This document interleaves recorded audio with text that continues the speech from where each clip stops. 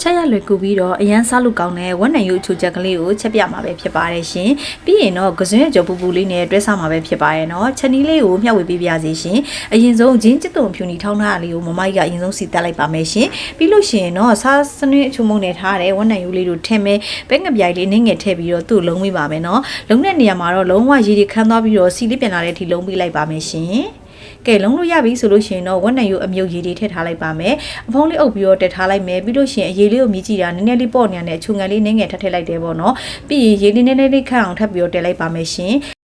အခုဝက်နံရိုးဟင်းလေးကိုမမအိကလုံးဝစီပြန်လေးစားမှာပဲဖြစ်ပါတယ်ပေါ့နော်အဲ့တော့ရေဒီလုံးဝခန်းဝါးအထိတဲလိုက်ပါမယ်ရှင်စီပြန်ပြီးတော့မှလုံးဝအနှစ်ကလေးနဲ့ထမင်းလေးကိုနေပြီးတော့စားမှာပဲဖြစ်ပါရဲ့နော်ကဲစီလေးပြန်သွားပြီဆိုလို့ရှိရင်တော့ဝက်နံရိုးဟင်းလေးရပါပြီရှင်ပြီးလို့ရှိရင်တော့မမအိကကစွန်းရဲ့ကြော်ပူပူလေးနဲ့တွဲစားမှာပဲဖြစ်ပါတယ်ရှင်ကဲဒီလိုဟင်းမျိုးလေးရလေးအရန်ကိုစားကောင်းလို့လိုက်ပြီးတော့ချက်စားကြည့်ကြပါနော်